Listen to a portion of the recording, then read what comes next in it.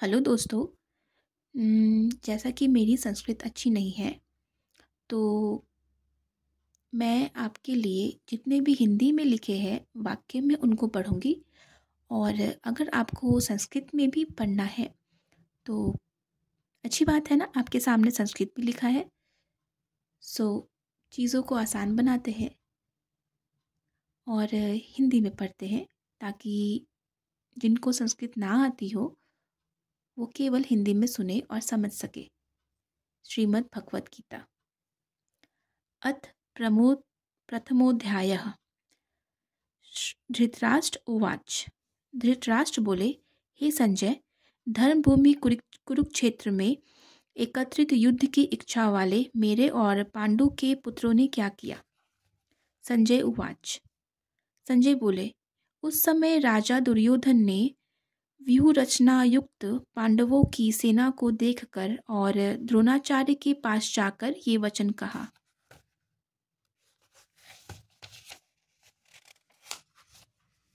हे आचार्य, आपके बुद्धिमान शिष्य द्रुपद पुत्र धृष्टधुम्र द्वारा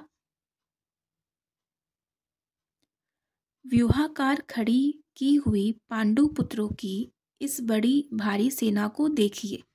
इस सेना में बड़े बड़े धनुषों वाले तथा युद्ध में भीम और अर्जुन के समान शूरवीर सात्यकी और विराट तथा महारथी राजा द्रुपद, धृष्टकेतु और चेकितान तथा बलवान काशीराज, पुरुजीत, कुंती भोज और मनुष्यों में श्रेष्ठ शैब्य, पराक्रमी युधामन्यु तथा बलवान उत्मौजा सुभद्रा पुत्र अभिमन्यु एवं द्रौपदी के पांचों पुत्र, ये सभी महारथी है। हे ब्राह्मण से श्रेष्ठ, अपने पक्ष में भी जो प्रधान है उनको आप समझ लीजिए। आपकी जानकारी के लिए मेरी सेना के जो सेनापति है उनको बतलाता हूँ। आप द्रोणाचार्य और पितामह भीष्म तथा कर्ण और संग्राम विजयी कृपाचार्य तथा वैसे ही अश्वत्थामा, विकर्ण और सोमदत्त का पुत्र भूरिश्रवा और भी मेरे लिए जीवन की आशा त्याग देने वाले बहुत से सूरवीर, अनेक प्रकार के शस्त्रास्त्रों से सुसज्जित और सब के सब युद्ध में चतुर है। भीष्म पितामह द्वारा रचित हमारी वह सेना सब प्रकार से अजय है और भीम द्वारा रक्षित इन लोगों की यह सेना जीतने में सुगम है। इसलिए सब मोर्चों पर अपनी अपनी जगह स्थित रहते हुए आप लोग सभी निसंदेह भीष्म पितामह की ही सब ओर से रक्षा करें। कौरवों में वृद्ध बड़े प्रतापी पितामह भीष्म ने उस दुर्योधन के हृदय में हर्ष उत्पन्न करते हुए उच्च स्वर से सिंह की दहाड़ के समान गरजकर शंख बजाया। इसके पश्चात शंख और नगारे तथा ढोल, मृदंग और नरसिंघे आदि बाजे एक साथ ही बज उठे। उनका यह शब्द बड़ा भयंकर हुआ। इसके अनंतर सफ़ेद घोड़ों से युक्त उत्तम रथ में बैठे हुए श्री कृष्ण महाराज और अर्जुन ने भी अलौकिक शंख बजाए। श्री कृष्ण महाराज ने पांजन्य नामक, अर्जुन ने देवदत्त नामक और भयानक कर्म वाले भीमसेन ने पौंड्रक नामक महाशंख बजाया। कुंती पुत्र राजा युधिष्ठिर ने अनंत विजय नामक और नकुल तथा सहदेव ने सुघोष और मणिपुष्पक नामक शंख बजाए। श्रेष्ठ धनुष वाले काशीराज और महारथी शिखंडी एवं धृष्टधुम्र तथा राजा विराट और अजय सात्यकी, राजा द्रुपद तथा द्रौपदी के पांचों पुत्र और बड़ी भुजा वाले सुभद्रा पुत्र अभिमन्यु, इन सभी ने, हे राजन, सब ओर से अलग अलग शंख बजाए और उन भयानक शब्द ने आकाश और पृथ्वी को भी गुंजाते हुए धृतराष्ट्र को धार्त राष्ट्रों के अर्थात आपके पक्ष वालों के हृदय विदीर्ण कर दिए। अर्जुन उवाच, हे राजन, इसके बाद कपिध्वज अर्जुन ने मोर्चा बांधकर डटे हुए धृतराष्ट्र संबंधियों को देखकर उस शस्त्र चलने की तैयारी के समय धनुष उठाकर ऋषिकेश श्री कृष्ण महाराज से यह वचन कहा, हे अच्युत, मेरे रथ को दोनों सेनाओं के बीच में खड़ा कीजिए और जब तक कि मैं युद्ध क्षेत्र में डटे हुए युद्ध के अभिलाषी इन विपक्षी योद्धाओं को भली प्रकार देख लूं कि इस युद्ध रूप व्यापार में मुझे किन किन के साथ युद्ध करना योग्य है, तब तक उसे खड़ा रखिए। दुर्बुद्धि दुर्योधन का युद्ध में हित चाहने वाले जो ये राजा लोग इस सेना में आए हैं, इन युद्ध करने वालों को मैं देखूंगा।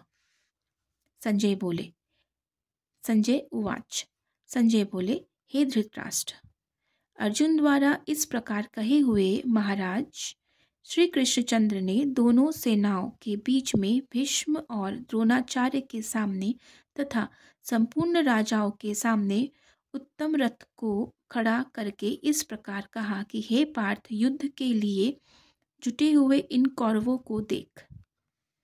इसके बाद पृथा पुत्र अर्जुन ने उन दोनों ही सेनाओं में स्थित ताऊ चाचों को, दादों परदादों को, गुरुओं को, मामाओं को, भाइयों को, पुत्रों को, पौत्रों को तथा मित्रों को, ससुरों को और सुहृदों को भी देखा और वेंकापुरवाद उन उपस्थित संपूर्ण बंधुओं को देखकर वे कुंती पुत्र अर्जुन अत्यंत करुणा से युक्त होकर शोक करते हुए यह वचन बोले, वेंका उत्तरार्ध और वेंकापुरवाद। अर्जुन उवाच, अर्जुन बोले, हे कृष्ण, युद्ध क्षेत्र में डटे हुए युद्ध के अभिलाषी इस स्वजन समुदाय को देखकर मेरे अंग शिथिल हुए जा रहे हैं और मुख सूखा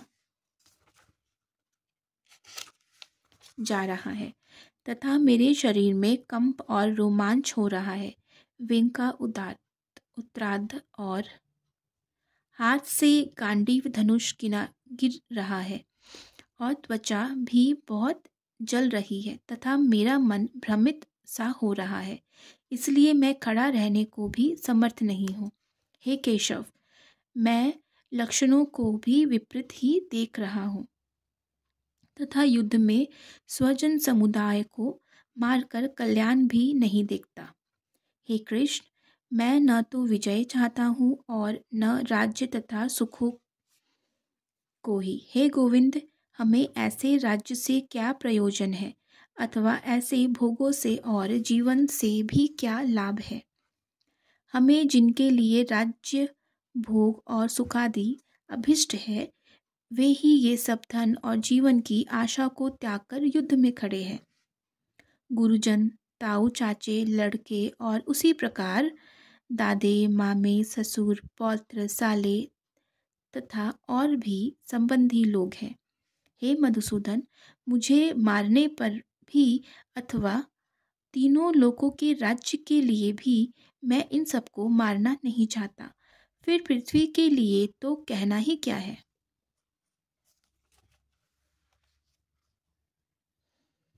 हे जनार्दन, धृतराष्ट्र के पुत्रों को मारकर हमें क्या प्रसन्नता होगी। इन आतताइयों को मारकर तो हमें पाप ही लगेगा। अतएव हे माधव, अपने ही बांधव धृतराष्ट्र के पुत्रों को मारने के लिए हम योग्य नहीं हैं, क्योंकि अपने ही कुटुंब को मारकर हम कैसे सुखी होंगे। यद्यपि लोभ से भ्रष्ट चित्त हुए ये लोग कुल के नाश से उत्पन्न दोष को और मित्रों से विरोध करने में पाप को नहीं देखते, तो भी हे जनार्दन, कुल के नाश से उत्पन्न दोष को जानने वाले हम लोगों को इस पाप से हटने के लिए क्यों नहीं विचार करना चाहिए। कुल के नाश से सनातन कुल धर्म नष्ट हो जाते हैं। धर्म के नाश हो जाने पर संपूर्ण कुल में पाप भी बहुत फैल जाता है।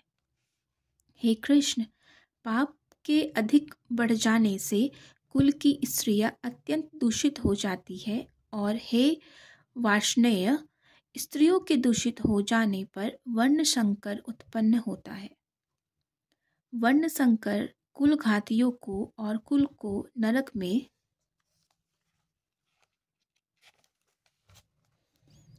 ले जाने के लिए ही होता है। लुप्त हुई पिंड और जल की क्रिया वाले अर्थात श्राद्ध और तर्पण से वंचित इनके पितर लोग भी अधोगति को प्राप्त होते हैं। इन वर्ण संकर कारक दोषों से कुलघातियों के सनातन कुल धर्म और जाति धर्म नष्ट हो जाते हैं। हे जनार्दन, जिनका कुल धर्म नष्ट हो गया है, ऐसे मनुष्यों का अनिश्चित काल तक नरक में वास होता है, ऐसा हम सुनते आए हैं। हाँ, शोक हम लोग बुद्धिमान होकर भी महान पाप करने को तैयार हो गए हैं, जो राज्य और सुख के लोभ से स्वजनों को मारने के लिए उद्धत हो गए हैं। यदि मुझ शस्त्र रहित एवं सामना न करने वाले को शस्त्र हाथ में लिए हुए धृतराष्ट्र के पुत्र रण में मार डाले, तो वह मारना भी मेरे लिए अधिक कल्याणकारक होगा। संजय उवाच। संजय बोले, रणभूमि में शोक से उद्विग्न मन वाले अर्जुन इस प्रकार कहकर बाण सहित धनुष को त्याग कर रथ के पिछले भाग में बैठ गए।